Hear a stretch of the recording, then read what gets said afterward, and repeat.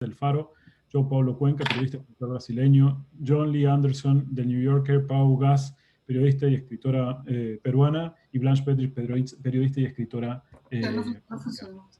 ¿Me escuchan, verdad? Sí. Sí. Ya.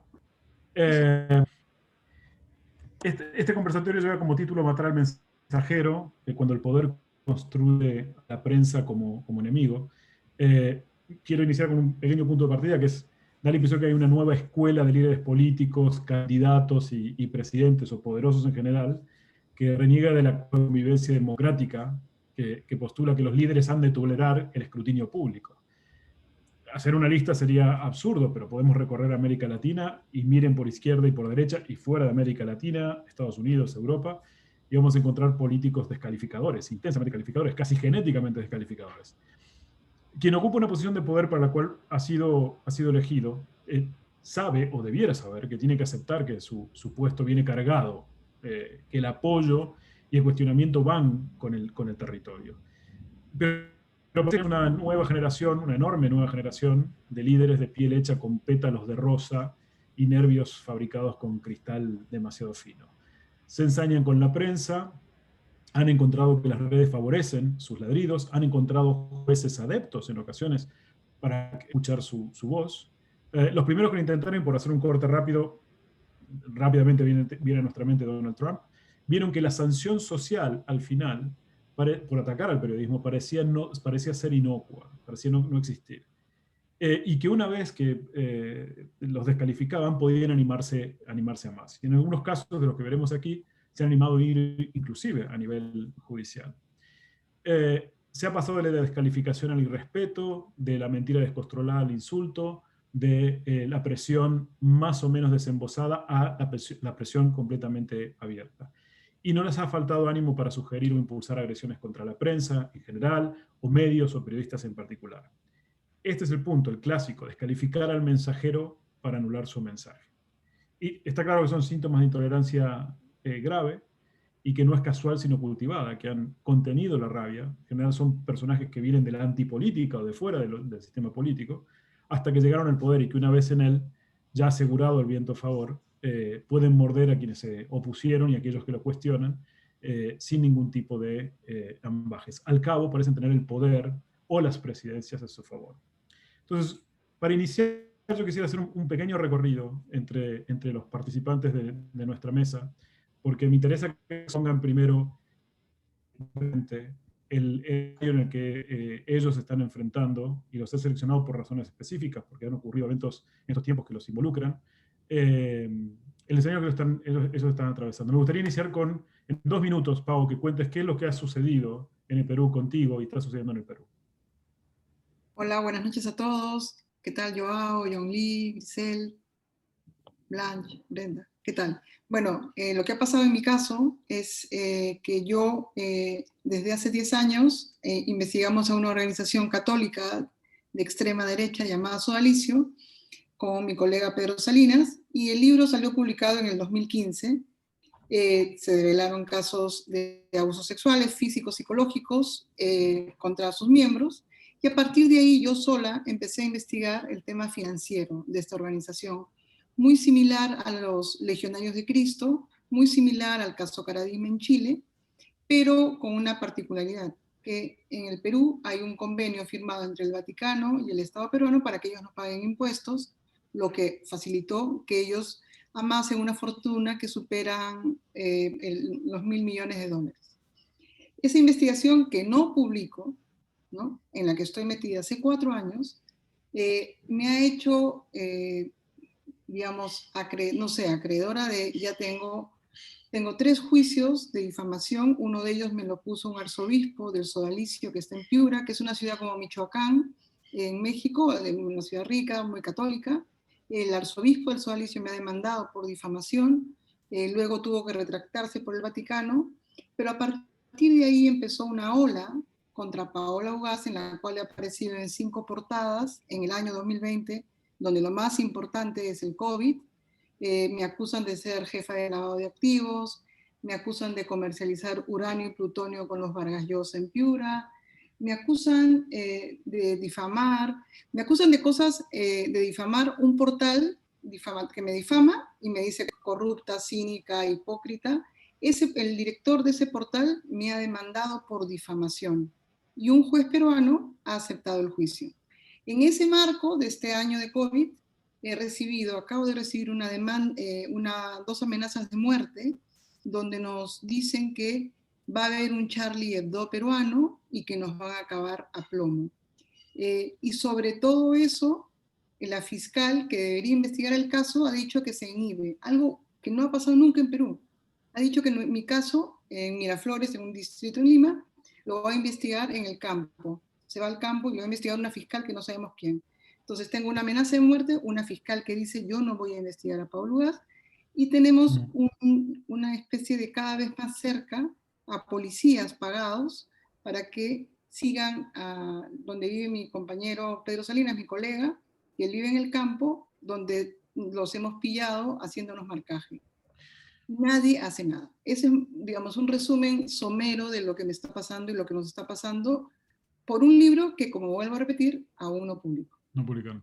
Déjame mencionabas que una fiscal estaría llevando el caso a juicio en el campo. Déjame saltar al caso de João Paulo Cuenca, porque a él parece que le están llevando a juicio en múltiples ciudades del campo. João Paulo, cuéntanos tu caso en Brasil. Hola, buenas noches. Gracias por la invitación, un placer. Mi caso empieza con una banalidad. Me encantaría decir que empezó con un trabajo periodístico aprofundado y qué sé yo, pero no, empezó con una sátira, una broma.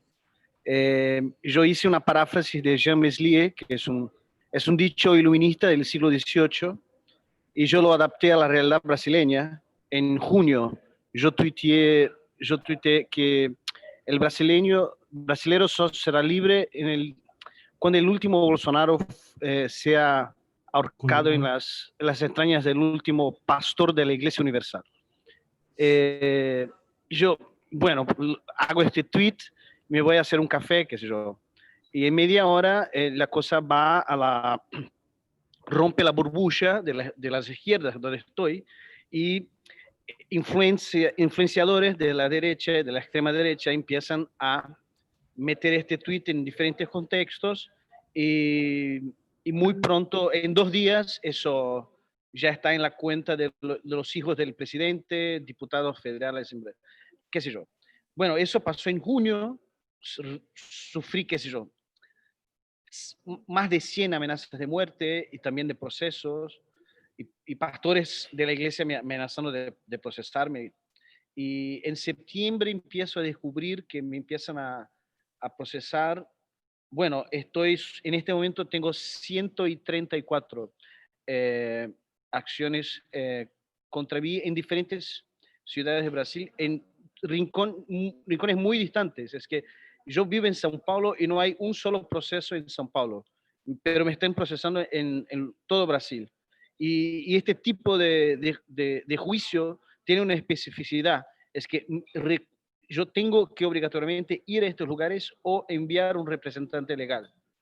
Entonces, el objetivo evidente no es ganar, es meterme, qué sé yo, meter miedo en los críticos de la iglesia y de los Bolsonaro, evidentemente, y también inviabilizar mi existencia, porque si empiezo a defenderme, no voy a hacer otra cosa. Ni siquiera la Defensoría Pública en Brasil tiene capacidad para llegar a todos estos lugares, ¿no? Ya. Gracias, Joao. José Luis Sanz, contanos la situación, porque si algo ha hecho Nayib Bukele en El Salvador ha sido elegir una pelea desde la presidencia con 2 medios que no están al tamaño de la presidencia, por ponerlo así. Son El Faro y Factum. Contanos el caso en El Salvador, particularmente con ustedes.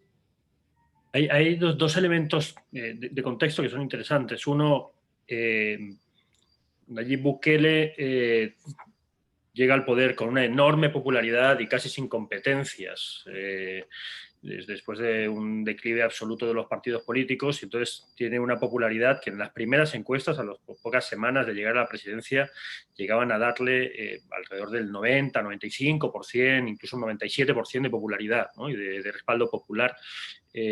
Ha ido bajando ligeramente, pero algo brutal.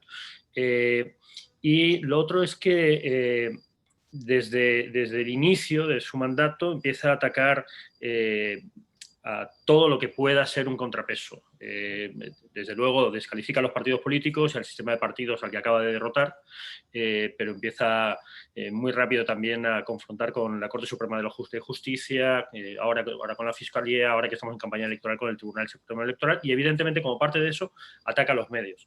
Y nos ataca desde antes siquiera de que haya ningún tipo de publicación cuestionadora de su gestión, porque no ha dado tiempo a que arranque su gestión. De hecho, los ataques a Factum, porque efectivamente se ceba especialmente con Factum y con el Faro, los ataques a Factum empiezan antes de que tomen posesión, empieza a cuestionar su financiamiento y a lanzar toda una campaña de descrédito, insinuando que todos los medios en general, y en concreto Factum, tienen agendas oscuras, financiamiento oscuro.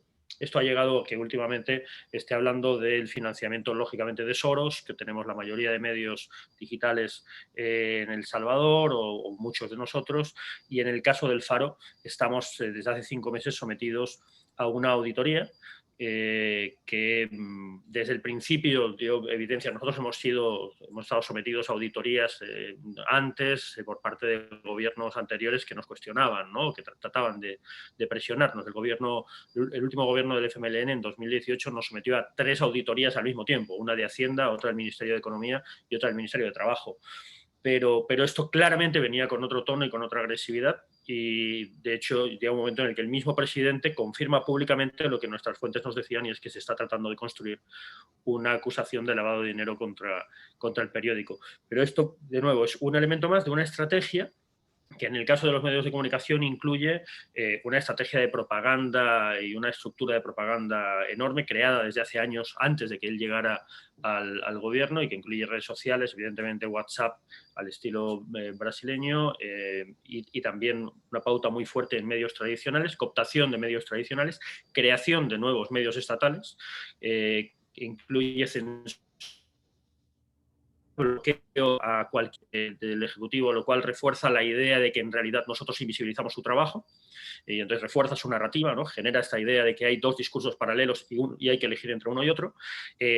Ciberacoso, ciberamenazas constantes contra periodistas individuales y contra medios, y en nuestro caso hemos comprobado pues, seguimientos, escuchas telefónicas, digamos, todo el paquete y toda la red de ataques que se puede hacer, todavía sin llegar a la violencia física y sin llegar efectivamente todavía a la judicialización, pero con amenazas de que podría dar ese paso relativamente rápido.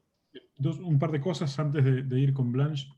La primera es que tengo aquí la alarma del reloj para controlar 2 minutos y tiene un sonido policíacamente ensordecedor y que voy a enviar al diablo en 1 minuto. Así que me guiaré a ojo por los 2 minutos y demás. Segundo, a mí me gusta que la gente participe de inmediato. 2 cosas ahí. Empiecen a poner preguntas en el chat sin problemas. Soy muy renuente en este caso particular de dar la palabra porque es muy difícil de poder controlar en el que estamos. Y segundo, porque quisiera evitar yo que una pregunta tengo un comentario, que se estira y nunca concluye. Blanche, contame la situación de la relación prensa-poder en estos momentos en México. Bueno, yo diría que el momento que vive México es complejo, no es extremo como hemos visto en la situación con Bolsonaro, con Bukele, el caso peruano, pero sí es complicado. Por el momento me refiero específicamente a la Cuarta Transformación, ¿no? A la agitada coyuntura que se ha abierto en el país a partir del gobierno de López Obradorismo, que acaba de cumplir 2 años. Yo digo que si tuviéramos que formar nuestra opinión a partir de los reportes o los informes periódicos o esporádicos que emiten las organizaciones sociales dedicadas a analizar el comportamiento de los medios, como Reporteros Sin Fronteras, Artículo 19, la CPJ, concluiríamos que México lo que priva es un pésimo panorama. Por otra parte, si lo que frecuentamos es lo que se dice en la radio, la televisión, lo que publican todos los días un gran número de columnistas, podríamos incluso llegar a pensar que vivimos en una franca dictadura que suprime sin más la libertad de expresión, ¿no? Entonces encontramos que una abrumadora mayoría del periodismo de opinión se hace hoy en los medios dominantes y no solamente es crítica, sino abiertamente opuesta, hostil hacia el gobierno, iracunda, digamos, ¿no? Si lo planteamos desde lo que ocurre en la famosa mañanera, lo que vamos a ver es en acción una formidable herramienta de propaganda política, muy lejos, eso sí, de lo que entenderíamos como una relación profesional entre un gobernante y los medios de comunicación que son fuente de interlocución de la ciudadanía. Esta plataforma de la mañanera, que es, no sé, totalmente novedosa, por lo menos lo que respecta a México, se ha convertido en un espacio muy incómodo para los informadores. Por otra parte, pues es una fuente innegable de información. Las mesas de redacción todos los días simplemente no pueden ignorar que ahí es donde se sienta buena parte de la agenda informativa de cada día, pero también hay que decir, tampoco responde a una práctica en donde el gobernante rinda cuentas de sus acciones a la ciudadanía a través de su interlocutor natural, que sería la prensa. Adicionalmente, se ha convertido en un espacio en donde el presidente da rienda suelta a sus filias y sus fobias frente a las figuras del periodismo más relevantes, y es un micrófono donde con frecuencia se descalifica a los medios de comunicación, lo que genera una constante fuente de crispación en la relación entre el poder y la prensa. Si vamos a analizar la libertad de expresión en México en términos de la seguridad con la que se ejerce el oficio en este país, sin dudarlo, afirmo que la Cuarta Transformación está reprobada. Lo mismo que los gobiernos anteriores en los últimos 20 años. Simplemente en este sexenio han asesinado a 12 periodistas más, se han registrado más de 400 agresiones contra medios de comunicación, no siempre del Estado, hay que decirlo. Y si la promesa era cambiar ese paradigma de México como el país más peligroso donde ejercer la reportería, pues la Cuarta Transformación honestamente nos queda de ver y mucho. No es ni peor ni mejor que los gobiernos anteriores. Aquí lo crucial sería ver si la actuación del Estado para poner fin a la impunidad de los perpetradores y la protección de quienes ejercen este oficio.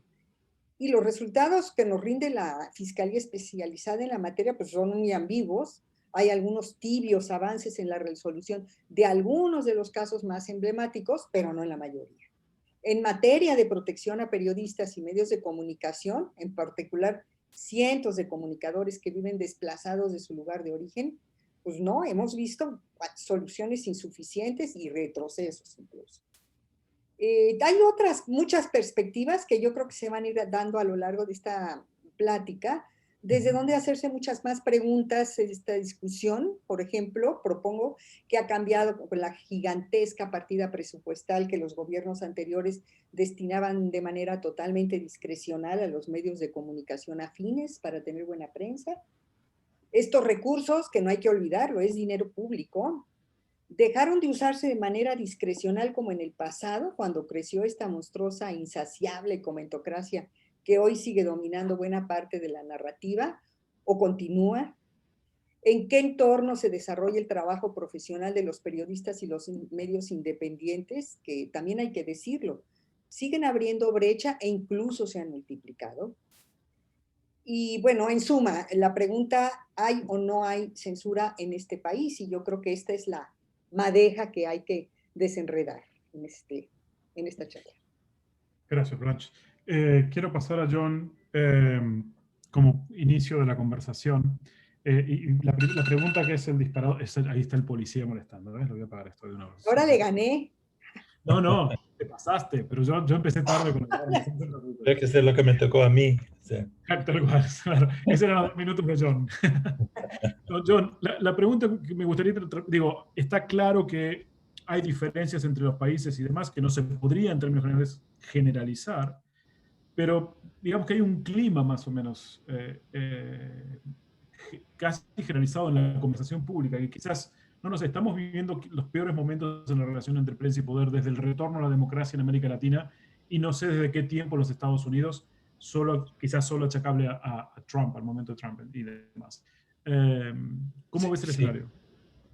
O sea, en conclusión, sí. O sea, sí. O sea, yo he estado repasando, o sea, mi memoria, y lo que me viene a la mente, muy anecdóticamente, son momentos de la última parte de la Guerra Fría, en que o sea, todavía había las dictaduras militares en diferentes países de América Latina, apoyado por, en este caso, la administración Reagan. Hay que remontarnos 30 y tantos años atrás a la administración Reagan, en que la Guerra Fría se hacía bien cruenta y en que, por ejemplo, las políticas, no en todos los regímenes norteamericanos, por ejemplo, la Carter fue una excepción, pero de Reagan, Ford antes, ¿no? Y Nixon, ese periodo de los años 70 al 80, veíamos personeros de poder de Estados Unidos, del presidente para abajo, secretarios de Estado, embajadores, haciendo un poco el juego de, que no un poco, o sea, haciéndose el juego de las dictaduras de turno en determinados países donde se veían enfrentados con insurgencias marxistas. O sea, entonces, que una monja fue asesinada, no, a lo mejor se fue de picnic por ahí. Que unos periodistas fueron asesinados por acá, no, a lo mejor fue un cruce de fuego. Es decir, una y otra vez vimos tanto los voceros de las dictaduras como en algunos casos nefastos y famosos y notorios, personeros de las administraciones norteamericanas de turno, ayudando a esconder el cadáver, ¿no? O sea, Elliot Abrams, el actual emisario para Trump con la región en cuanto a Venezuela, fue uno de los encargados de encubrir la masacre de Mozote en El Salvador hace 40 años. Bueno, uno podría seguir anecdóticamente por toda una letanía triste de una época que nos parecía que se fue. Por más que ocurrió eso, digamos, subrayo el hecho de que estamos hablando de una época en donde unas ideologías estaban enfrentadas en el mundo y habían muerto ya millones de personas en guerras por tercios en determinados países, una cuarentena de países. Y estábamos, digamos, en el final álgido en los años 80. Entonces, mirando atrás, quizás no es tan sorprendente que periodistas que se atrevían a entrevistarse con guerrillas o lo que sea, fueran acusadas de ser cómplices de la subversión, que era típico en el caso mío y de otros jóvenes que andaban por Centroamérica en la época. Pero pocas veces oficiales de la administración norteamericana hacían de eso, o sea, subrayaban acusaciones tales. O sea, de vez en cuando había coyunturas, había momentos, episodios feos en donde ayudaban, como decía, en encubrirlo. Había cierta hostilidad hacia la prensa liberal, pero no llegó a ser un acusatorio, salvo algunos casos. Con Trump, o sea, todo ha cambiado. O sea, es decir, en Estados Unidos ha habido, salvo ese periodo, una noción de respeto mutuo, de cierta tensión en la relación entre el poder y los medios, pero los medios también se habían fortalecidos a raíz de Watergate, famoso Woodward y Bernstein. Todos estábamos orgullosos de su hazaña de fiscalizar el poder. De hecho, yo soy de la generación posterior que llegó al oficio con esa noción de nuestra relación, que era necesario y saludable, y es más, aceptado por la sociedad, que nosotros fiscalizaríamos de manera saludable el poder para el bien de la democracia misma. Hasta Trump, en que, o sea, yo me quedé con la boca abierta la primera vez que salieron las palabras fake news de su boca, y a partir de ahí, todos los días hasta ahora, hace 5 años, ¿no? 4 años en la presidencia, vilipendiando directamente, frontalmente a la prensa, de rigor, por supuesto, y a periodistas con nombre y apellido, a veces en su cara. Todos recordamos estos bochinches que él armó en conferencias de prensa, inclusive con periodistas que conocemos, casi siempre, curiosamente, hispanos y personas de color, mujeres negras en la Casa Blanca. Ya sabemos que es un racista, ya sabemos que es un patán, ya sabemos todas esas cosas, pero lo que nos queda también claro al cabo de 4 años ha sido la fragilidad del sistema, que no hizo más que mirar en vilo mientras que este hombre desbarató todas las formas y modales, por lo menos, y creó una hinchada de gente francamente deplorables, citando a Hillary Clinton, que inclusive desde su campaña presidencial empezaban a increpar, a veces violentamente, a los periodistas, escupirlos, tratarlos mal, hasta hoy en día en que ya sabemos hay amenazas de muerte por todos lados. Y hemos visto como una parte también de las fuerzas de seguridad han sido también incorporados y que ellos también son parte de su bancada, ¿no?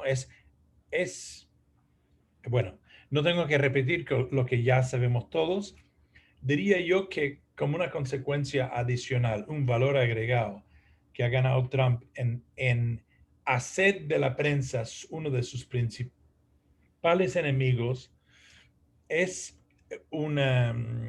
el efecto contagio, el efecto de emulación que se ha dado en el continente, no solo acá, sino en todo el mundo. O sea, no hay presidente o dictador de turno en este mundo que no sabe que en Estados Unidos no se defiende la libertad de prensa, no se defiende el periodista y nunca se habla de defender a los derechos humanos. O sea, por más molesto que fuera el Departamento de Estado para todos en antes, ha sido una gran ausencia desde el país más poderoso de este hemisferio al menos. Y entonces Bolsonaro, o sea, todos sus dichos, sus insultos, increpaciones a la prensa en estos últimos 2 años que él ha estado de presidente de Brasil, ha sido en franca emulación de Trump. O sea, no lo ha escondido, es en emulación de Trump. Bukele, bueno, eso es otro caso, ¿no? Que ya sabemos, hasta posa con la bandera norteamericana atrás, ¿no? En su Twitter. Tuitea, todos tuitean. Bukele hasta tuitea con sus decretos. Hay eso, o sea, no se puede atribuir a todo el mal comportamiento o el hostigamiento a los medios a Trump ni a la nueva administración norteamericana, pero todos sabemos el gran peso que lleva ese país en múltiples aspectos, y el hecho de que él ha estado ahí hace 4 años dándonos el puño y escupiéndonos ha hecho que eso sea mucho más fácil en todos los demás lugares. Y aquí estamos, en una coyuntura en donde aparentemente nos vamos a salvar de ir por el abismo.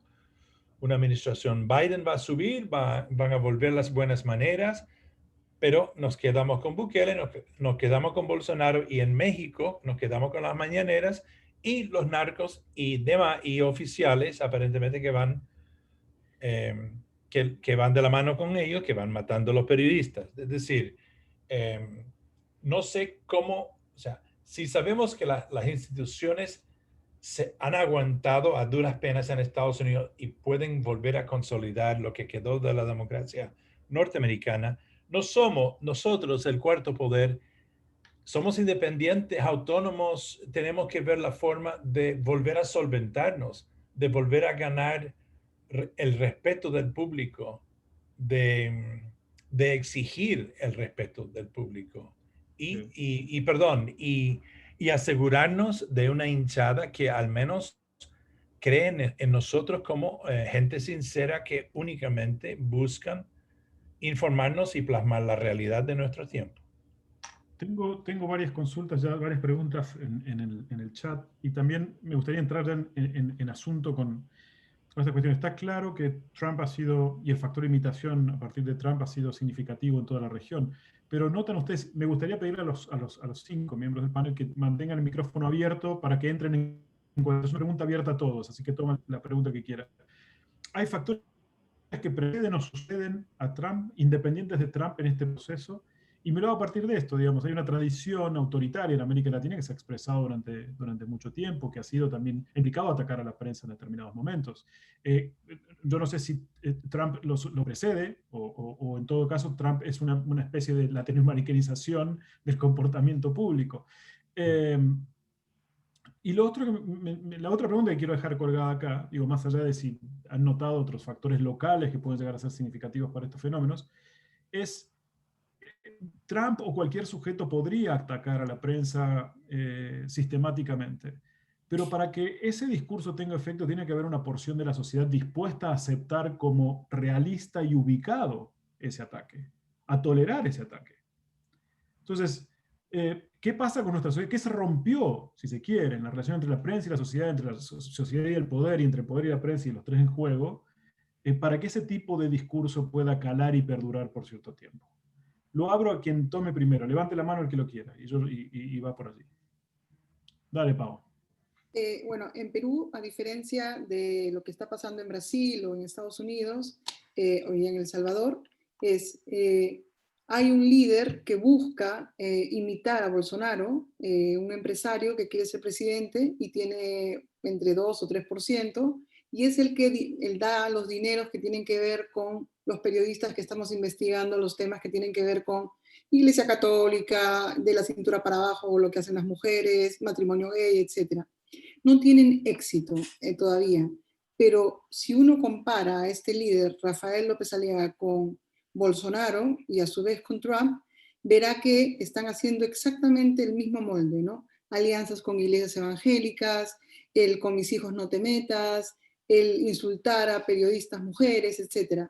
En este momento no tienen ninguna llegada a la gente, pero eso yo siento que ahorita, en este momento, 2020, va a ir como sembrando, ¿no? Lo que sienten ellos es, por más que digan las cosas más estrambóticas que están diciendo, sienten que están sembrando y que esto va a ser en 5 años diferente. Y en Perú es una alerta para los periodistas, la sociedad misma y lo que venga. Pero en este momento no está pasando en mi país. Y eso se compara con la crisis política que hemos tenido 3 presidentes en una semana, donde los jóvenes que han salido a marchar y que han dicho todos se van al carajo, perdón con la palabra, que estos jóvenes lo que quieren ahorita es que se vayan todos y ahorita no sabemos qué puede venir. Puede venir centro, derecha, izquierda. Eso es lo que más o menos creo que está pasando en Perú ahora. ¿Yo, Pablo, José Luis?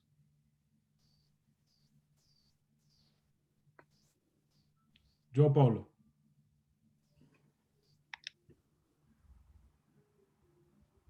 Bueno, No. sí, yo creo que Trump es una especie de latinoamericanización de Estados Unidos. Es como si Banana Republic llegara en Estados Unidos. Entonces, esta cosa que John Lee dice de este enfrentamiento con la prensa, para nosotros es la vida desde siempre, ¿no? La prensa en Brasil, por ejemplo, siempre fue combatida por los poderosos y de hecho hay muchas contradicciones dentro de la... Porque en Brasil son solo 5 familias que son donas de los medios, ¿no? Entonces, el periodismo principalmente está en este momento hay muchos colectivos independientes de nuevo periodismo en Brasil y ellos como que empujan la prensa tradicional para que trabaje mejor.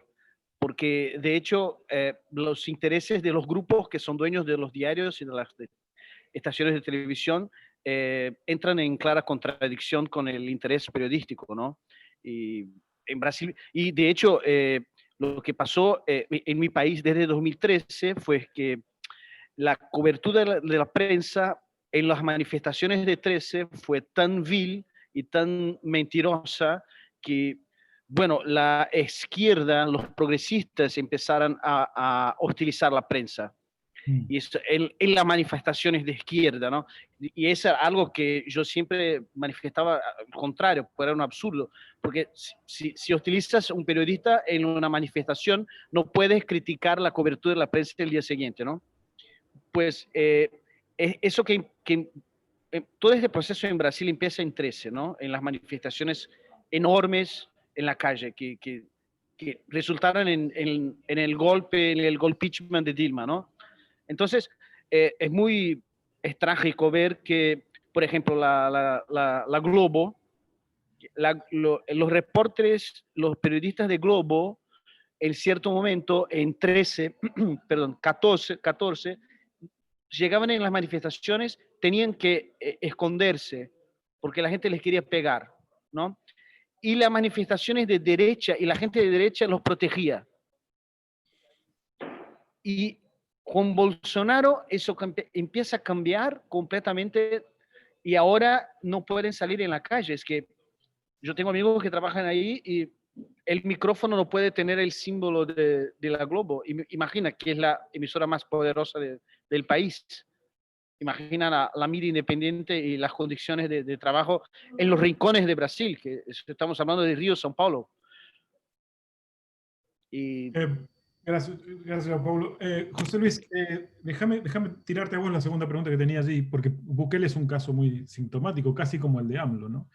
En el sentido de que han tenido posiciones agresivas en determinados momentos con la prensa o de crítica y demás, o posiciones cuestionables en muchos aspectos, y aún cuando tienen gobiernos que fallan en muchísimos rangos, siguen teniendo un enorme apoyo social. ¿Qué sucede en la sociedad que ve el ataque a la prensa y no parece reaccionar? Es más, en ocasiones suelen decir, sí, la verdad se lo merecen, porque la prensa es esto y aquello. Imagino que ahí ya vamos a entrar en una conversación que es, bueno, ¿qué hemos hecho como periodistas para, comillas, merecer esto? Pero, ¿cómo ves en la relación de estas sociedades abiertas a la posibilidad de la violencia psicológica, intelectual o, no lo sé, democrática? En el caso de El Salvador hay que tener en cuenta que ya éramos una sociedad de ira y de violencia, expresada de múltiples maneras, ¿no? Creo que sucede de diferentes formas en muchas de nuestras sociedades, ¿no? Y yo creo que sí es cierto que el tema de nuestra relación, la del periodismo, la de los medios con la sociedad, yo sí creo que desde hace mucho tiempo lo veíamos venir, pero lo veíamos venir casi, no sé, mientras estábamos sentados en un sofá y tertuliábamos sobre ello, ¿no? Es decir, como si fuera un problema teórico y un problema que nos debía preocupar a nosotros, pero como si fuéramos observadores de nuestro propio problema, ¿no? Ahora, la desconexión con la sociedad de alguna manera se convierte, o sea, tiene unos efectos muy concretos. De hecho, para mí yo creo que es la gran incógnita para la que no tengo respuesta, ¿no? Y es cómo haces periodismo de calidad para que sirva para algo, pero no porque tenga que servir para algo, para lo que sea, para que tenga algún impacto real en la sociedad, más allá de tu pequeño grupo, cuando tienes una intención de voto por el partido de Bukele del 65%. En las próximas elecciones, ¿no? O sea, cuando tiene una popularidad que sigue superando el 80%.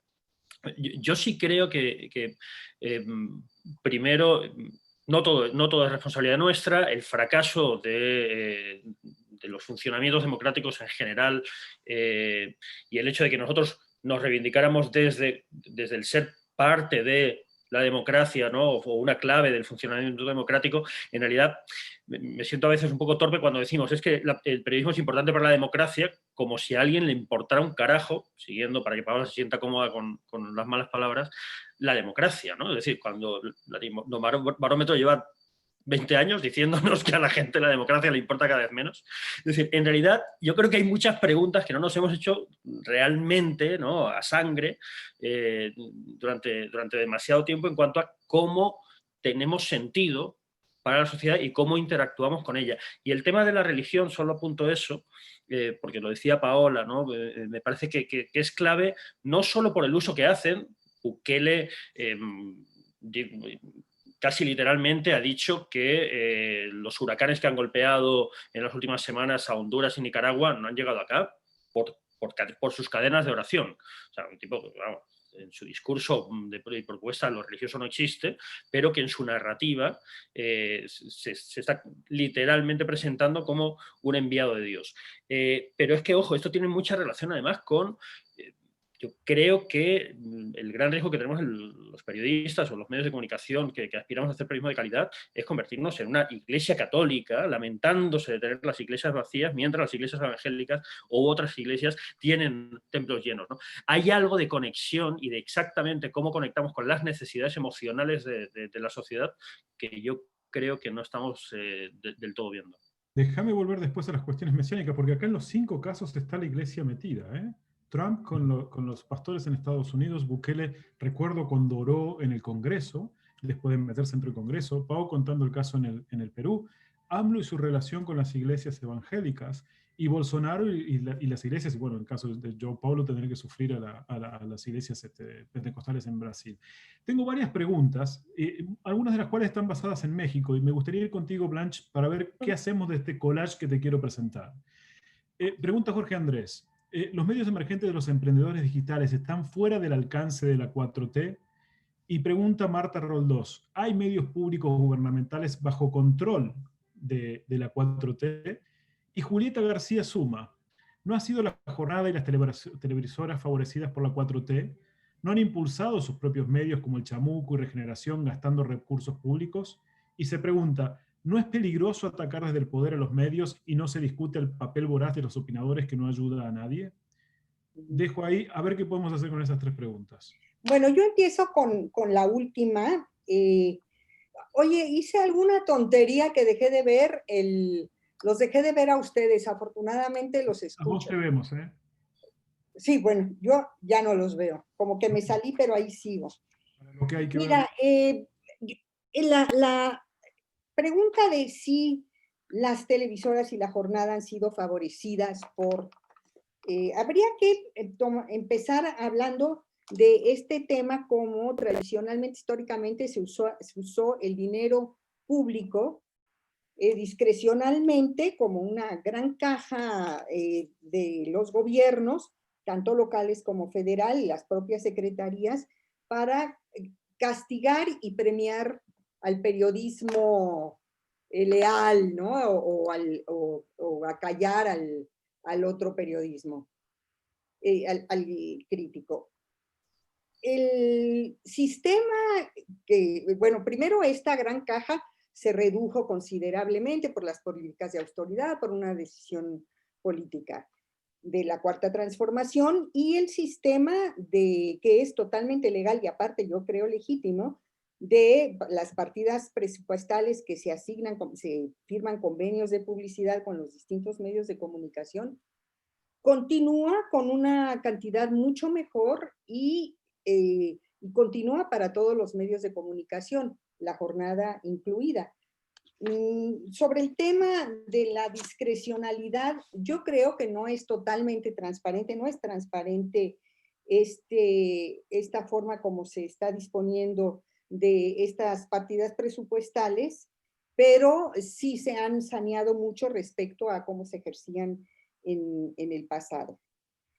Medios que quedan bajo control de la Cuarta Transformación, bueno, están los medios públicos, ¿no? Que todo país tiene sus medios públicos. Por ejemplo, menciona el caso del Chamuco, si se financia con dinero público. Bueno, efectivamente, la programación del Canal 22 y el Canal 11, que son medios públicos, pues se ha renovado, tiene también, aparte de los contenidos viejos, nuevos contenidos, y este es un contenido, es un programa con los moneros, con los caricaturistas, que tiene pues un contenido distinto, una propuesta distinta. No creo que sea ilegítimo este ejercicio. Preguntan también por Regeneración, que fue como un órgano oficial de Morena, no sé si lo siga haciendo. Yo no sé cómo está el financiamiento de este medio, no es tampoco un medio de mucha influencia, es totalmente partidista, pero existe como los demás partidos políticos puedan tener su órgano informativo o no. Y la otra pregunta, si los emprendedores, youtuberos o de plataformas distintas tienen o no alcance. Sí, yo creo que se han multiplicado este tipo de medios. Efectivamente, este dinero de publicidad también se firman convenios con algunos de estos plataformas digitales, pero realmente no sé cómo Sí hay que decir de estas nuevas plataformas digitales que la diversidad es enorme, y si bien hay ejemplos importantísimos, como Pie de Página, como el trabajo que hace Marcela Turati en Quinto Lab y otros, pues también hay muchísima paja, ¿no? Una cantidad de improvisados que no tienen un buen nivel profesional y que eventualmente pues sí generan ruido. Tienen cobertura, hay convenios de publicidad con ellos. La verdad yo no podría responderlo, lo ignoro. Déjeme retomar otro punto, desde uno de los puntos que habíamos planteado acerca de la cuestión de la sociedad y su rol.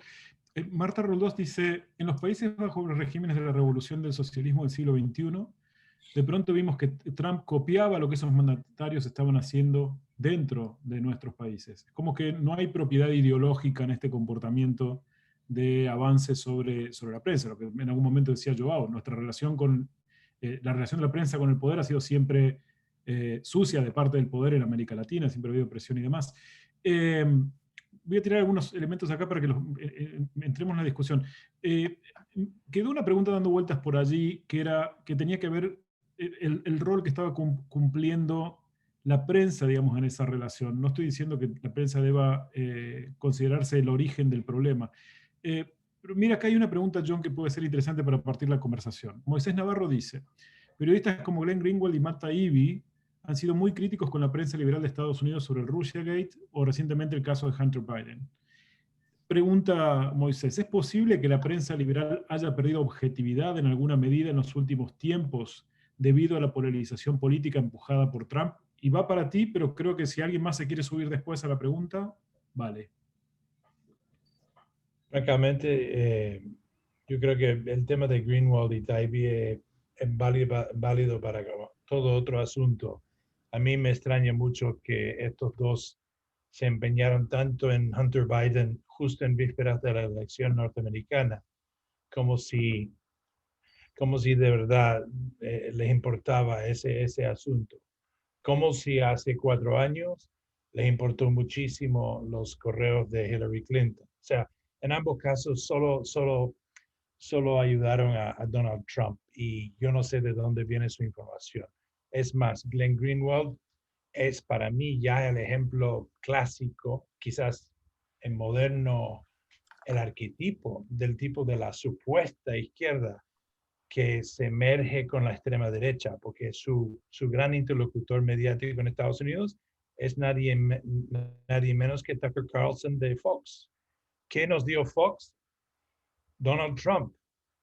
¿Quién es el dueño de Fox? Rupert Murdoch. O sea, alguien habló de los dueños de medios en algunos de los países, creo que fue João Pablo, ¿no? Son 5 personas que son los dueños de medios en Brasil.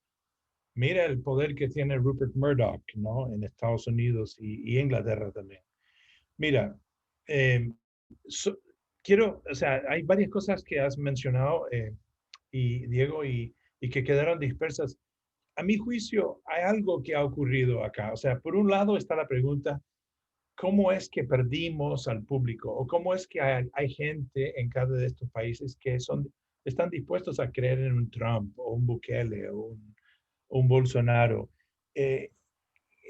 Parte de la respuesta creo que está en los medios. También mencionaste el denominador común del apoyo evangélico a todos estos señores.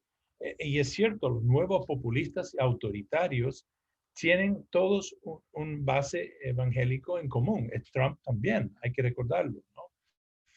Entonces, hay que recordar también que los evangelistas o los evangélicos son gente que ya estaban muy metidos en los medios. O sea, si hay un grupo que entiende que el poder está en el mensaje, son los teleevangélicos, ¿no? Que salieron de Estados Unidos hace 40 años y empezaron a regarse por por todo el mundo, incluyendo América Latina, África también están muy fuertes.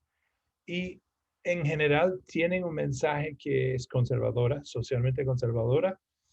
Son homófobos, anti-matrimonio gay, todas esas cuestiones que los liberales, los demócratas han empujado de manera bastante fuerte en la última década y media. Entonces, coincide también con el auge de las redes sociales, las plataformas digitales y pruebas para toda la sociedad del poder de estas plataformas, ¿no? O sea, recién estamos descubriendo, casi como arqueólogos instantáneos, de los múltiples poderes que tiene, por ejemplo, algo como Facebook. Y recién hay una juventud que está cuestionando Facebook y sus injerencias en nuestra sociedad, nuestro psique colectivo y en nuestra política, ¿no? Hemos estado inmersos en aspectos del ciberespacio, del periodismo digital. ¿Te acuerdas? Hace 10 años la gente hablaban de los nuevos periodistas que tenían blogs simplemente por el hecho de tener internet como ciudadanos periodistas, ¿no? Los ciudadanos periodistas empezaron a tener sus propios espacios. Los que tenían acceso a las redes de pronto entendían que tenían poder. Los grupos que veían esto empezaron a aglutinarlos.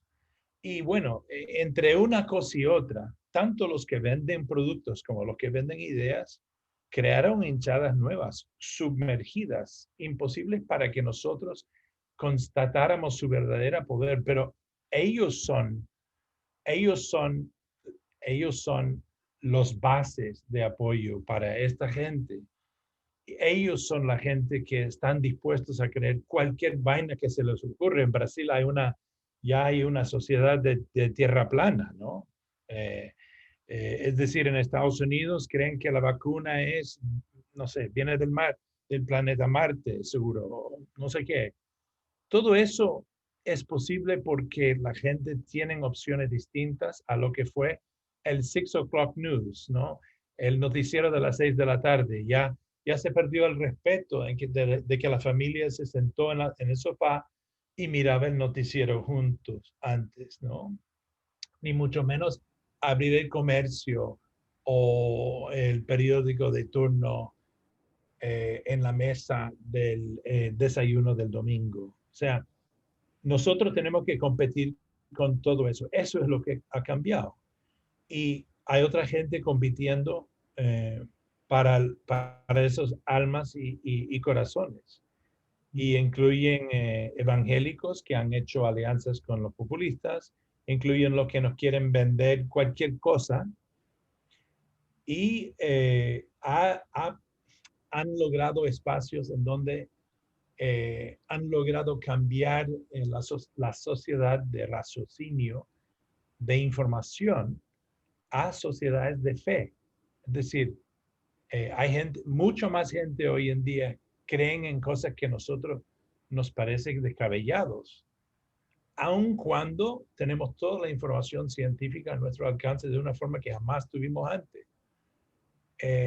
Yo creo que la respuesta está en las redes sociales. O sea, yo intuitivamente los veía como muy problemáticos desde hace mucho tiempo sin poder explicarme por qué. Y era porque debajo de mis pies y de todos nosotros, ahí estaban cavando la tumba, ¿no? En que ahora estamos medio metidos. Y no sé, había una noción de que no se puede hablar en contra de las redes sociales porque esto es la democracia, esto es libertad de información para todos. Ahora creo que no soy el único en poder señalar de que, ojo, hemos estado bien manipulados, hay aspectos bien nefastos a eso. Los políticos han sabido utilizarnos en nuestra contra y ahora tenemos como adversarios directos que nos llaman enemigos públicos, políticos con nombre y apellido, más gente en la calle dispuestos a hacernos violencia. Tenemos que tener esta conversación y agudizarla. A mi juicio hay que llegar ser militantes con la verdad. No sé si una cruzada pro-democrática no llegaría a decir eso, pero al menos con lo que significa el periodismo para nuestra supervivencia como sociedades libres, eso sí. Déjame llevar la pregunta a Pau, y otra vez, también se pueden sumar los demás. A esto que mencionaba John de la crisis de representatividad de los partidos que han sido incapaces de seguir conteniendo el discurso público, y la emergencia de las redes sociales, que produjo dos cosas. Uno, permitió el vínculo directo entre el dirigente político y la sociedad, sin necesidad de que intermedie la estructura partidaria, porque la gente encontró que tenía una voz sin necesidad de ir a hablar con el representante. Abro una cuenta de Twitter, digo lo que quiero; abro una cuenta de Facebook, digo lo que quiero. Pero al mismo tiempo las redes sociales desintermediaron nuestro rol, ¿no? Nos sacaron también del espacio, o Internet inicialmente, del espacio de curaduría y gestión de la agenda pública. Durante una cantidad de tiempo tuvimos un cuasi monopolio de la producción social de sentido de lo publicable, digamos, los medios, y ahora de repente estamos descentrados.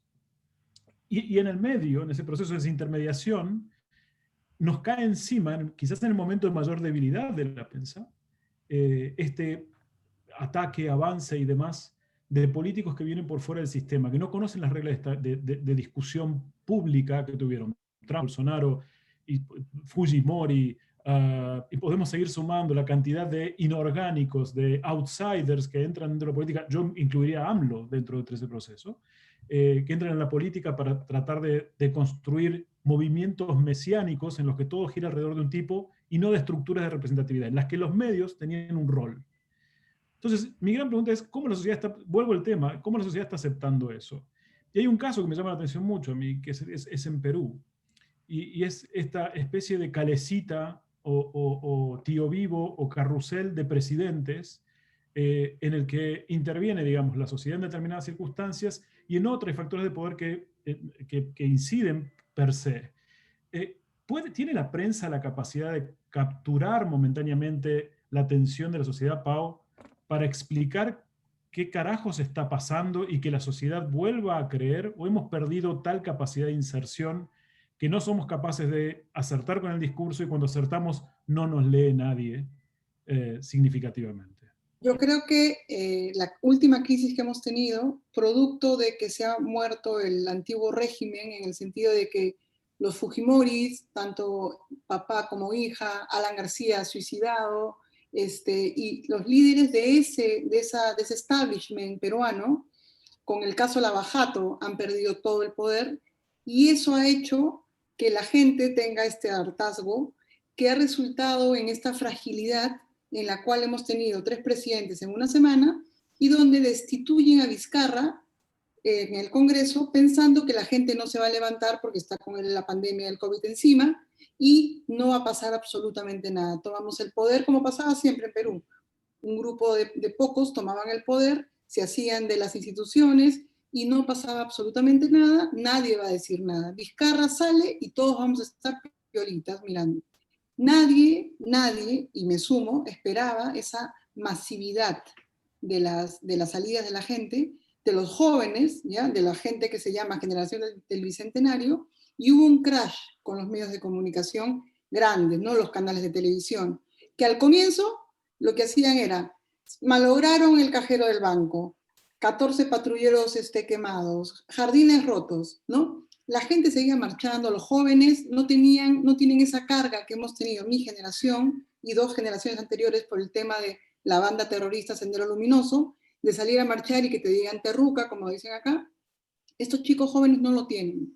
Salían a marchar a todos lados, se convocaban por TikTok, por Instagram, letreros muy creativos, ¿no? Se metieron con la generación equivocada, también tenían letreros dedicados a la ex, no sé qué. Han ido a la casa del presidente interino, de Manuel Merino, a proyectar imágenes en su edificio diciendo, no nos representas.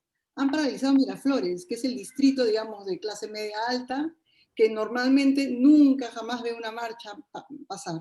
Han ido a distritos como La Molina, o sea, los jóvenes han marchado por todos lados, y los medios, viendo alelados que perdían el control de la narrativa, se tuvieron que sumar y plegar a esa narrativa.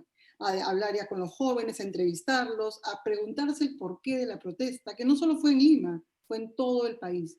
Y yo creo que ese crash en el cual hemos visto y todavía somos testigos, va a ser más duro en las elecciones de abril de 2021, porque si los canales de televisión sienten que han perdido el poder, los medios, sean del tamaño que sea, van a tener un papel clave para intermediar con estos jóvenes que, como vuelvo a repetir, ya no creen, ya no esperan ni creen en nada, sino quieren el cambio. El cambio de qué forma vendrá no lo sabemos, pero de que quieren que esto se vaya, de que el elenco estable diga adiós para siempre, lo quieren. Diego Guayaquil nos dice, a raíz de lo que dice Pau, es lo mismo que pasó en Chile, los medios tradicionales se pusieron del lado del orden y la seguridad, y no fue hasta 2 o 3 semanas de movilizaciones que empezaron a tratar de entender el fenómeno. Y José Luis, te tiro esta porque tiene que ver con el tema en sí que estábamos hablando. Luis Alberto González dice, de alguna manera somos responsables en la historia en hacer, no dejar de hacer o dejar de hacer. La enajenación moderna dice no es posible sin complicidad de alguien. ¿Qué estamos haciendo o no haciendo o dejando de hacer los medios independientes para que el poder siga logrando matarnos como mensajeros? Yo creo que es muy importante que no perdamos de vista cosas que tenemos que seguir haciendo, ¿no? Que es el trabajo como lo entendemos y desde los principios de calidad que nos marcamos, ¿no? Y esto lo digo para empezar porque cuando luego uno empieza a soltar la piscucha para buscar otras alternativas, a menudo tengo la sensación de que parece que esté tratando de decir que tenemos que irnos a otro lugar. Yo no creo que tengamos que irnos a ningún otro lugar. Yo lo que sí creo es que no nos hemos hecho efectivamente suficientes preguntas reaccionando a lo rápido que estaban cambiando las cosas, ¿no? Eso que contaba ahora Pau, en el fondo, encaja con algo que yo me pregunto, de nuevo, en el caso salvadoreño, frente a una enorme mayoría, y además sin otros liderazgos narrativos. Es decir, no hay un movimiento social fuerte aquí ahora mismo. Exceptuamos concretas, hablabas tú, John, antes del mozote, la labor de resistencia, de exigencia de las víctimas con una narrativa construida durante 40 años es clave, ¿no? Y esa es firme y entonces ahí sabes como medio dónde colocarte y sabes cuál es tu labor y además sientes que tiene sentido el aporte que haces. Pero en los espacios como el partidario, con el espacio de los otros movimientos sociales, el espacio generacional que en un país como El Salvador y pasará en otros no se expresa y no tiene narrativas propias, también nos damos cuenta de que nosotros hemos pasado, pues eso, décadas eligiendo qué narrativas queríamos reforzar o no y suponiendo y jugando a que nosotros construíamos narrativas. Pero en realidad, si no hay otras, ¿cuál es nuestra función? Es decir, y sobre todo, ¿cómo evitamos, cuando no hay otros actores, otras voces fuertes, cómo evitamos algo que me parece que es una trampa también mortal, ¿no? Porque nos coloca donde se supone que no corresponde que estemos, que nuestra voz sea la oposición, lo cual además refuerza totalmente el discurso de esos gobernantes, ¿no? La idea de que nosotros somos la oposición. En este contexto, hablo del Salvador en concreto, en el que los partidos políticos no tienen ninguna credibilidad, ya digo, los movimientos sociales no terminan de tener fuerza porque además han sido muy centralistas. Nosotros, hablo del Faro en concreto, probablemente somos una de las instituciones de más trayectoria y tenemos solo 23 años de vida, pero resulta que somos una institución, ¿no? O sea, nosotros somos una minucia, pero somos una institución. Claro, ¿cómo hacemos para que nuestra voz, que no es nuestra labor, no sustituya o no se convierta en lo que algunos tratan de utilizar al no tener otros referentes y que al final sea nuestra opinión o nuestra postura más importante que el relato que hacemos de los hechos? No tengo la respuesta, ¿no? Porque en realidad yo creo que es porque nos encontramos en esta situación por muchas cosas que sucedieron y a las que no supimos ver.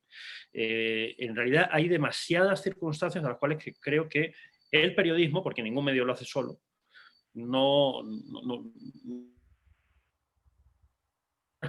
Incluso nosotros, y aquí lo digo de nuevo, vocación y autocrítica, nos sentimos cómodos siendo la pieza que cuestionaba, y evidente, insisto, lo decía al principio y por eso creo que tenemos que seguir haciéndolo, tenemos que seguir haciendo fiscalización, pero la fiscalización, si no forma parte de otro tipo de conversaciones, en realidad no deja de ser también un aporte muy parcial, ¿no? Es decir, nosotros fuimos cómplices, en cierto modo, de la caída de los partidos anteriores, ¿no? De la caída de la credibilidad de los actores existentes, pero no había ningún espacio, ninguna dinámica construyendo otras narrativas, otras legitimidades, no somos los responsables, pero hasta qué punto efectivamente hemos sido parte de una inercia de destrucción de la credibilidad en la democracia. Fuimos conscientes de que el periodismo, no digo un solo medio, no estaba construyendo nada o no estaba ni siquiera dando ladrillos para construir nada. Blanche, te veo asentir. Me gustaría que sumaras algo. No, bueno, es que a mí me interesa mucho la perspectiva de José Luis y el Faro, y me llevó un poco a lo que yo entendí que era como un ejemplo muy, bueno, no son los inicios del Faro, pero cuando Funes llega al poder y el Faro enfrenta justamente este desafío de ser crítico con la fuerza política con la que se supone debía ser afín, ¿no? Y la apuesta del Faro fue no bajarse del carro, sino de seguir en la función de hacer el periodismo crítico con el que se sentía comprometido. A mí me pareció un momento en donde ustedes, chicos de generaciones más jóvenes, fueron un elemento de aprendizaje para lo que nosotros hoy enfrentamos, por ejemplo, en la jornada con el gobierno de López Obrador, que sí es una causa con la que estuvimos, con la que simpatizamos, con la que trabajamos y donde siguen habiendo, por cierto, afinidades y puntos de encuentro, pero sin desistir de lo que es nuestra obligación, nuestro compromiso, como entendemos nuestra función de prensa, de ser críticas. Eso es lo que me hacía pensar, José Luis, pero aprovecho, Diego, de que me hayas dado la palabra porque no quiero tampoco eludir parte de las preguntas anteriores. Una era, si es peligroso atacar desde los medios, a los medios desde el poder. El Pau estaba explicando el caso de Perú, lo que explicaba también John con Trump, la agresión constante a la prensa estadounidense. Y en México, lo peligroso, yo creo, en general, no es que haya expresiones de agresión todavía a la prensa que es crítica, hipercrítica a López Obrador en la plaza pública, pero sí el peligro, desde luego, está en la polarización, ¿no? O sea, de parte de la televisión, de los opinadores, ahora sí que voy a utilizar la palabra conservadores, desde los grupos de poder que son los propietarios de los medios de comunicación, la idea de Joao, que es importantísima no perderla de vista, ¿no? Siempre es este choque de intereses de los grupos de interés que son los propietarios de los medios con el poder. Y esta polarización puede llegar a ser muy peligrosa en México. No estamos como, bueno, el ejemplo más crítico, más preocupante que vemos de una polarización extrema es Venezuela, ¿no? Una polarización social en donde ya son, aparte de los partidos políticos, el poder y la prensa, son grupos sociales que no se entienden, que no se van a entender. Y a mí me parece que alentado desde uno y otro lado, podemos estarnos encaminando a este escenario que sería tremendo. Ahí yo quiero disentir rápidamente contigo, Diego. Yo creo que es un poco excesiva la comparación de López Obrador y sus quejas constantes contra la prensa con Bukele. Yo creo que no llega a esos extremos porque tampoco hay acciones represivas concretas. Son críticas, es un estado de ánimo que, como te decía, alienta la polarización, echa gasolina al fuego, pero yo sí sería pues bastante renuente a definirlo como acciones represivas, autoritarias, de censura directa, porque censura no hay, porque estos medios siguen ejerciendo esa crítica con especial furor, digamos, ¿no? Entonces, es un estado de ánimo, desde luego no es nada sano para la democracia, pero no estamos llegando a esos extremos y hay que saber también matizar esto, ¿no? Desde luego ningún Bolsonaro, ningún Trump. No voy a enfrascar en el debate. Yo, Pablo, una pregunta que quiero hacerte porque justo acaba de entrar Joandris y hace esta pregunta y me parece que funciona muy bien a partir de tu propia experiencia y tiene que ver con con parte de lo que menciona también Blanche y los demás, acerca de que en general, en ocasiones, excepto Trump, diría yo, que tiene un enfrentamiento con the fake news industry en general, el Post y el Times en particular, en general suelen enfocarse estos sujetos en batallas personales con aquellos que no tienen más tamaño que ellos, periodistas individuales en muchos casos, caso tuyo, por citarlo, o medios pequeños como es el del Faro. Y pregunta yo, Andri, ¿cómo pueden defenderse los medios emergentes que no tienen grandes audiencias ni el respaldo de grupos económicos o políticos de los ataques del poder, sea local, regional o nacional? En tu caso podríamos llamarte medio emergente, sos un individuo, un periodista que estaba trabajando con un contrato con una gran organización como la Deutsche Welle, y que de repente la organización, ante el avance del poder y sus dados, te deja suelto en el aire. ¿Qué defiende uno ante esas circunstancias? Sí, eso es importante añadir el caso, ¿no? Es que yo tenía una columna para Deutsche Welle y estaba escribiendo cosas muy pesadas contra los Bolsonaro. Y de hecho, una semana antes de este evento del tweet, un periódico alemán, el Tagesspiegel, der Tagesspiegel, republicó una columna muy agresiva contra el Bolsonaro, donde yo hago una especie de recorrido del discurso nazifascista europeo en los medios de Bolsonaro, ¿no? En las políticas y en discursos oficiales de Bolsonaro. Entonces, yo estaba siendo muy agresivo contra el gobierno, pero no sé, lo que me llevó a esta situación fue un tweet. Y lo que pasa es que antes de las demandas judiciales, lo que pasó en mi punto de vista fue una especie de difamación que decía que mi paráfrasis, mi sátira era discurso de odio, ¿no? Y no es. Yo no estoy pidiendo que nadie ahorque a nadie. De hecho, sería inútil porque las entrañas no son muy fuertes para ahorcar a una persona, ¿no? No se puede enforcar a alguien con entrañas, ellas rompen.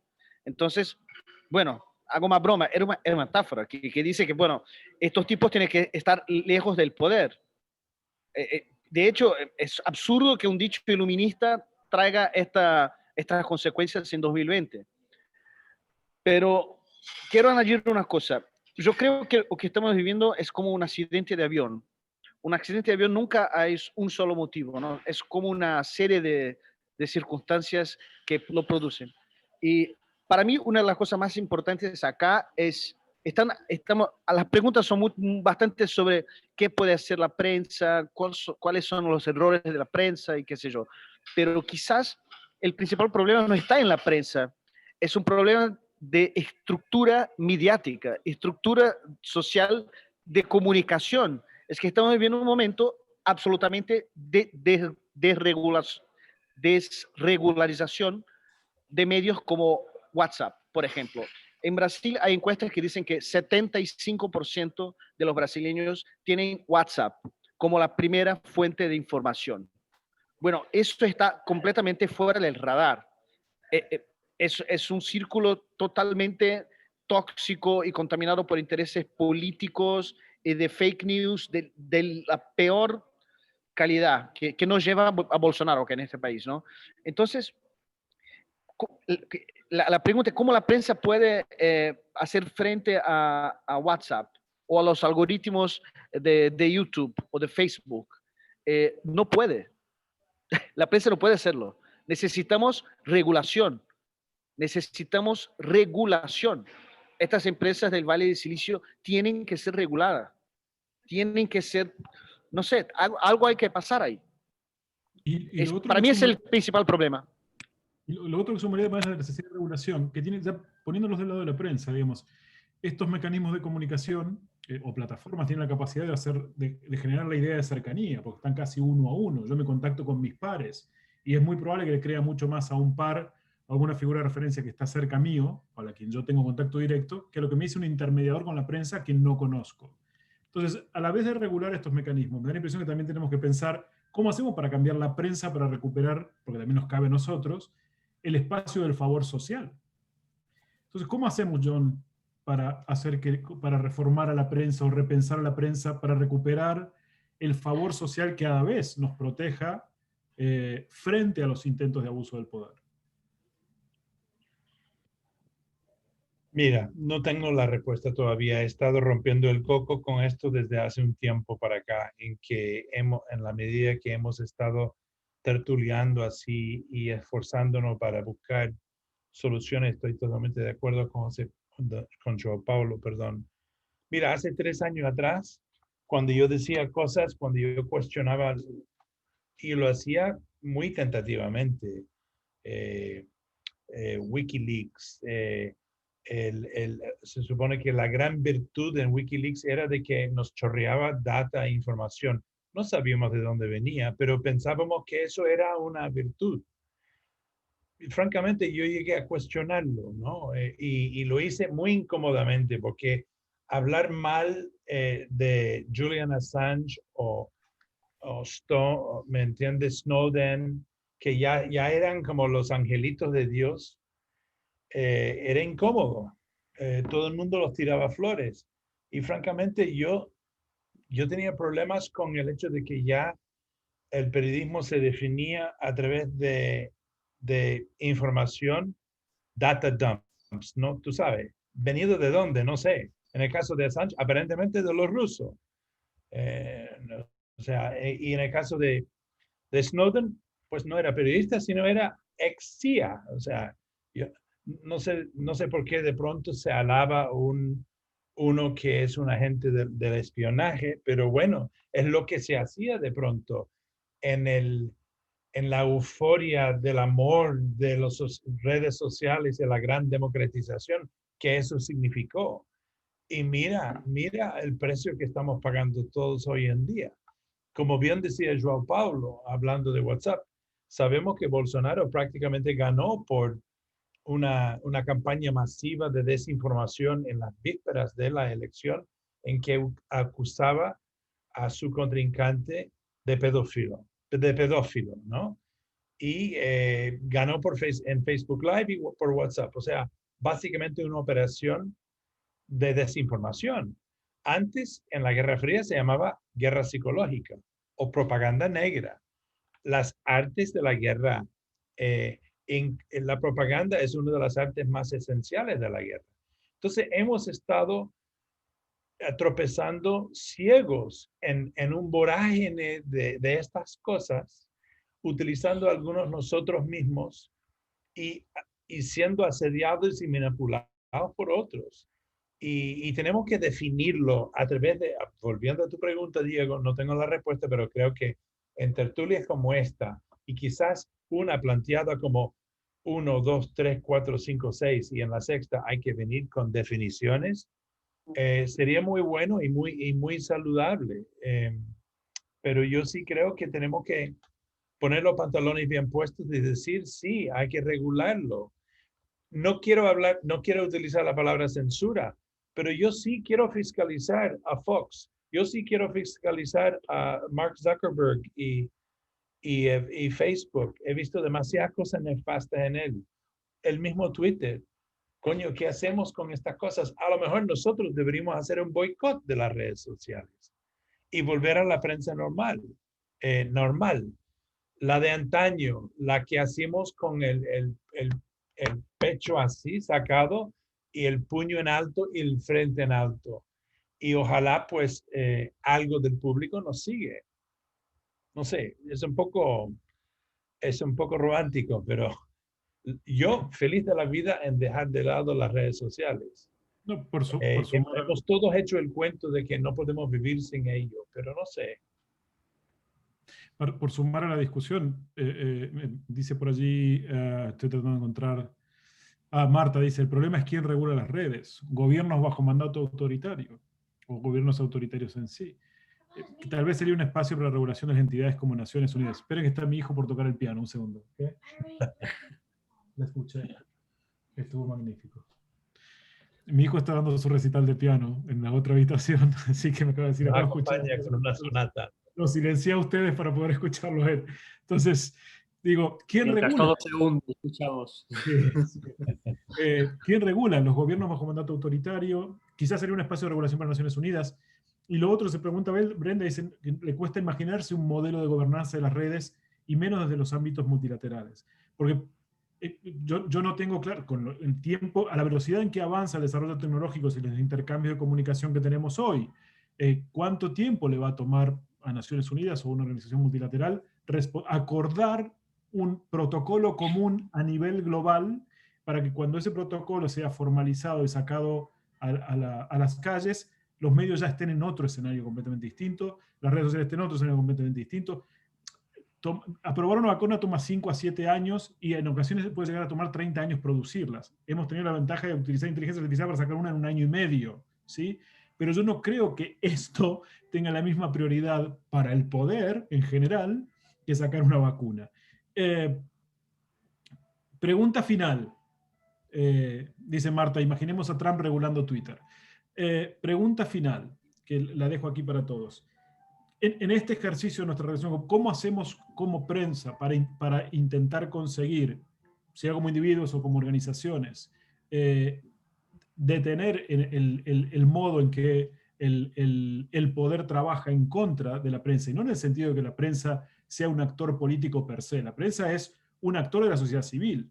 Nos pegan a nosotros y le pegan a una porción de la sociedad civil que todavía consume prensa. Y más allá de eso, le pega un concepto de la sociedad civil que es: necesitamos ciudadanos que participen de la construcción, de la discusión y de la auditoría del poder más allá de las instituciones per se que forman parte del Estado.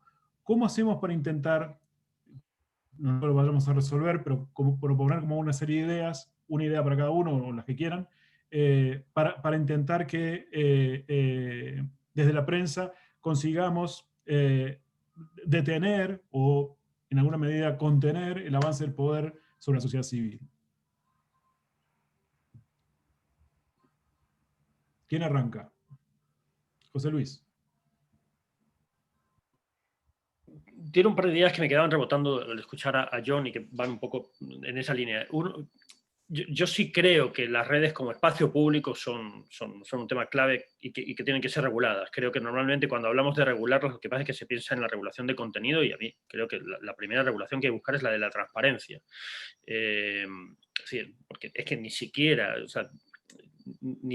es el desbalance en poder que se acrecienta en las redes sociales, y la crispación y la polarización natural, los incentivos perversos que dan a la gente que actúa como que tiene razón, sino el hecho de que ni siquiera nos enteramos, ¿no?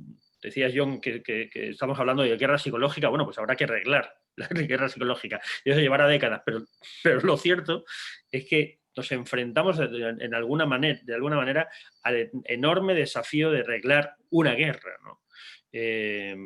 O algo que tiene los componentes de una guerra. Y luego, en cuanto a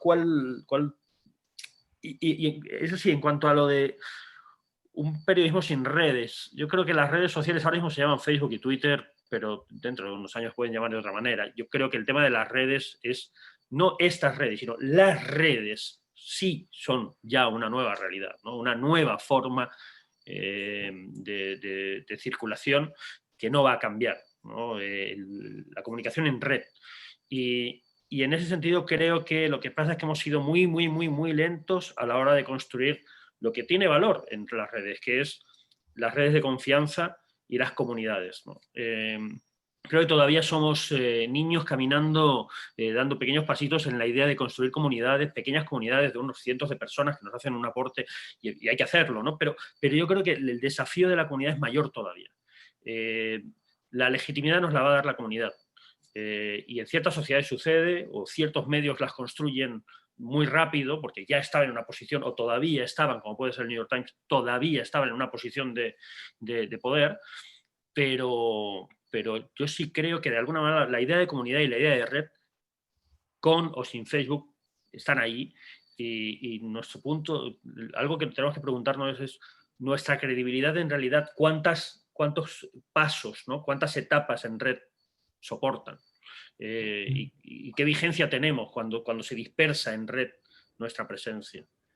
Recuerdo ahora a una estratega del voto latino de Biden diciendo que cómo diseñar una estrategia fue apagando Twitter y saliendo a hablar con la gente otra vez. Blanche, tu percepción. Se me quedó mucho la idea de José Luis como esta idea de el faro peleando solo, sin el respaldo en un contexto en donde no hay un movimiento social fuerte, donde no hay partidos políticos que le hagan segunda, o no segunda, sino primera, que realmente ellos fueran la forma de expresar, sino que se convierten en una fuerza opositora por sí misma. Eso complica mucho la respuesta, cómo podemos contribuir como prensa para la regulación de las redes. Yo creo que no nos corresponde a los periodistas, y estoy hablando de los periodistas, no de, nuevamente, los propietarios de los medios de comunicación que tienen su propio cuerpo de intereses y su propia forma de estar en las redes sociales.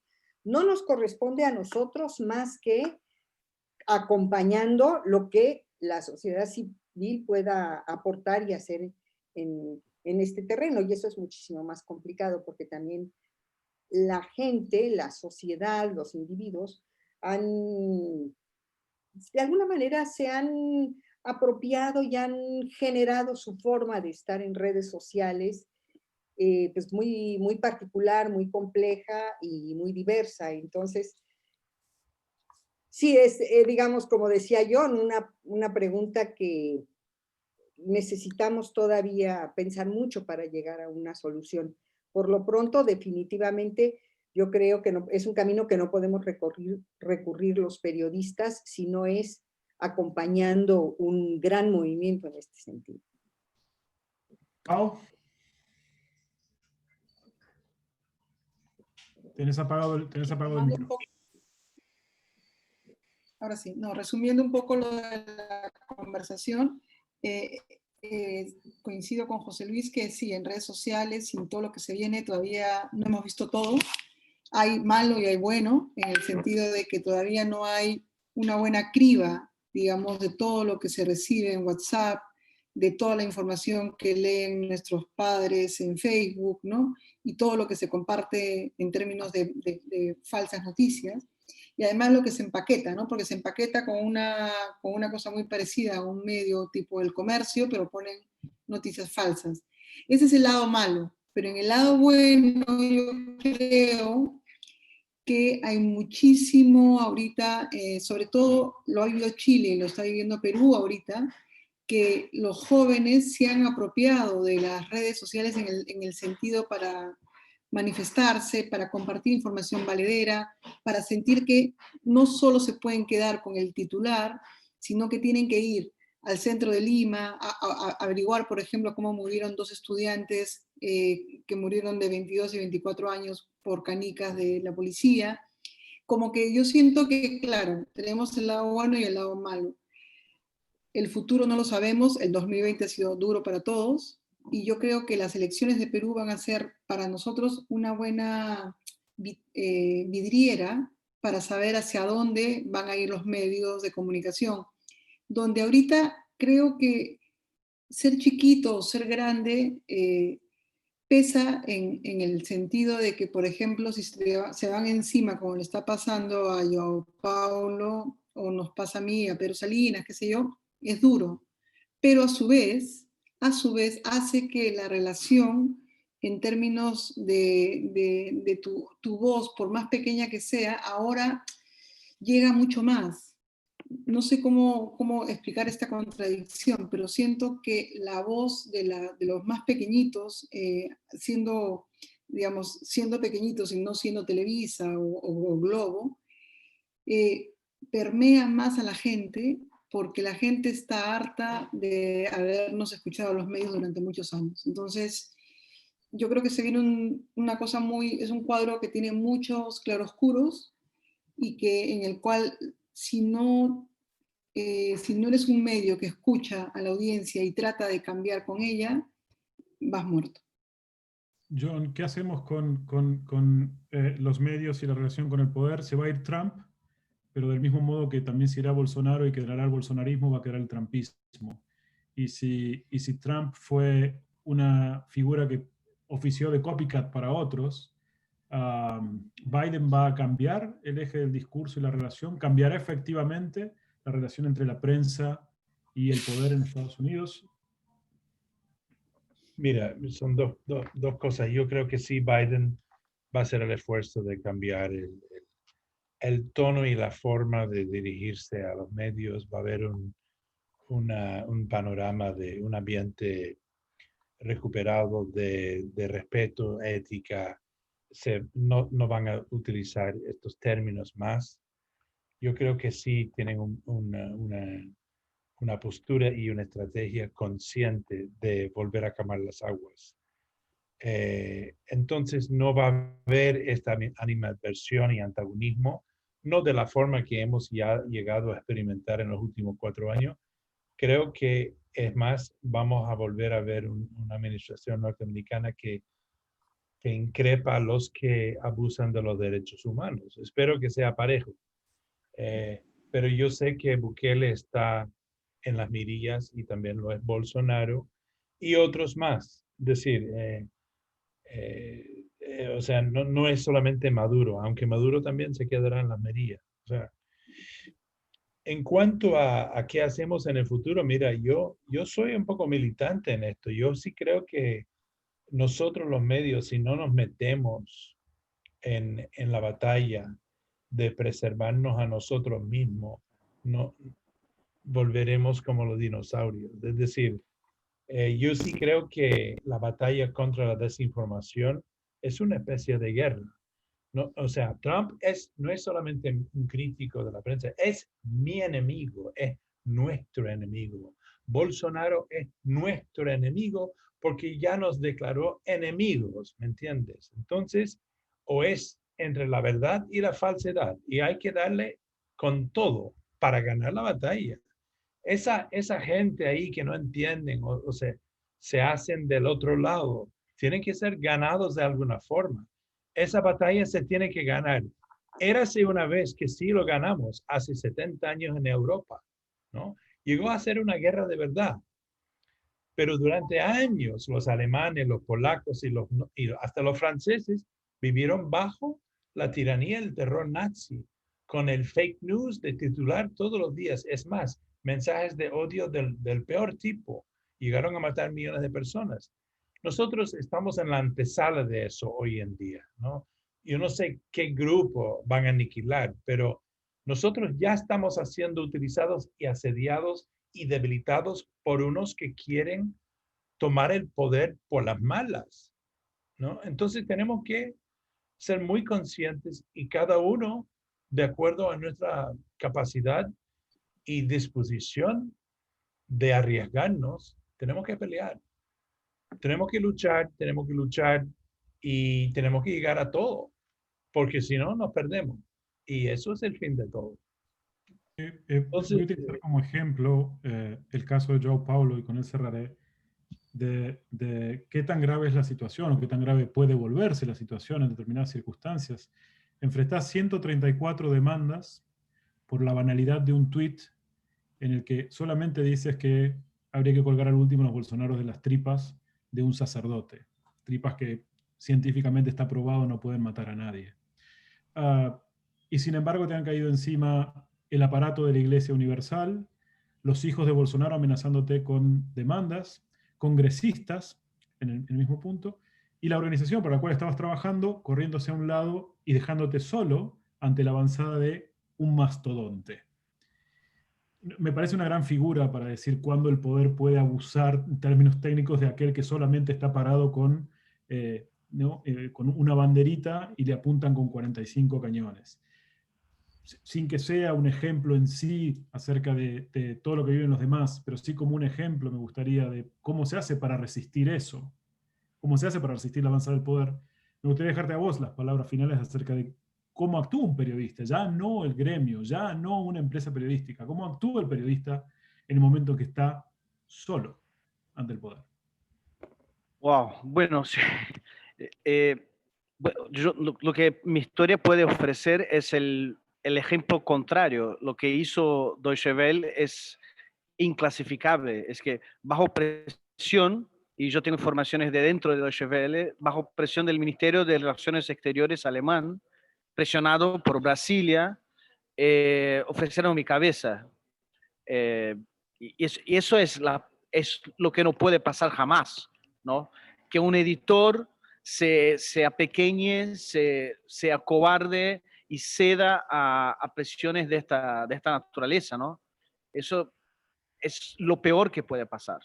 Infelizmente pasó a mí, pero te cuento que acá en Brasil lo que vamos a intentar hacer es subir eso de ir a un tribunal superior para intentar hacer una jurisprudencia contra casos de este tipo, porque yo no soy el único atacado por demandas simultáneas en Brasil, lo que nosotros llamamos de asedio procesual. Eso está más o menos casi naturalizado en Brasil. Mi caso es quizás lo más absurdo por números, pero hay otros casos de periodistas y articulistas y columnistas que escriben una frase que desagrada, por ejemplo, a los tipos que compran armas, o a bolsonaristas, o a policiales militares, y qué sé yo. Y ellos se organizan, es muy barato este tipo de demanda judicial, y les demandan en todo el país. Entonces, lo que yo quiero hacer personalmente es intentar transformar mi caso en una jurisprudencia, para que eso no pase más,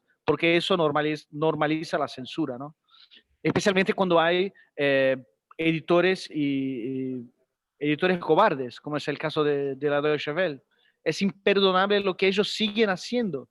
Incluso hace una semana en Folha de São Paulo salió una entrevista mía, y el portavoz de Deutsche Welle alemán sigue diciendo que mi frase, mi sátira es discurso de odio, lo que no es, absolutamente no es. Entonces, este tipo usa el poder de una empresa pública alemana contra su ex empleado. Sigue haciendo. Entonces, también quiero demandarle en Alemania. Estoy con planes de entrar en la justicia alemana contra ellos, para que corrijan esta cosa. Pero solo quería añadir una cosa más.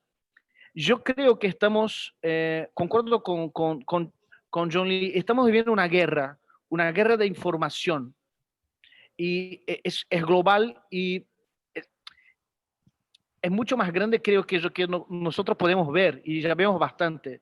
Y yo creo que va a pasar, algo tiene que pasar. En la posguerra del siglo XX, instituciones fueron creadas, ¿no? Las Naciones Unidas, el acuerdo de Bretton Woods. Creo que en poco tiempo tenemos que hacer este tipo de cosas para proteger la verdad, para proteger la información, para proteger el periodismo, para proteger la honestidad, para seguir respirando, porque si el mundo sigue sin este tipo de acuerdos, sin este tipo de denominador común, es el caos. Joao, Pau, José Luis, Blanche, John Lee, muchísimas gracias por ser parte de esta charla de cierre del Seminario Iberoamericano de Periodismo Emprendedor del 2020. El peor año de nuestras vidas, casi, al menos de la mía. Ha sido un verdadero placer estar con ustedes y poder compartir esta conversación durante todo este tiempo. Y con esto cierro a la audiencia, a los participantes de esta charla. Muchas gracias por estar aquí con nosotros. A los participantes de las charlas anteriores, a los más de 30 y pico profesores, ponentes, maestros y conferencistas que tuvo el CIPE, a los 15 participantes del CIPE, gracias por estar aquí, y en particular a Brenda, a Kenia y a Grisel del CIDE, que han hecho posible que el Seminario Iberoamericano de Periodismo Emprendedor esté por tercera vez en el aire, esta vez literalmente en el aire. A ver si tenemos una cuarta en breve. Gracias a todos, muy feliz fin de semana, felices fiestas, y un mejor año que se lleva a la mierda, este soberano año de mierda. Por favor, al carajo. Diego, nosotras del CIDE también queremos agradecer a todos los participantes del CIPE y el entusiasmo y todo el éxito a los proyectos que están haciendo en este marco de un seminario tan productivo y tan estimulante como el que vivimos toda la semana, y sobre todo pues también a todos los ponentes que aceptaron participar con nosotros en estas actividades extra horario. Gracias por el entusiasmo, el aguante, la paciencia, y pues ojalá que sigamos sabiendo de ustedes en los años por venir. Mucho éxito a todos los proyectos que germinen aquí. Buenas noches. A ustedes. Muchas gracias. Gracias.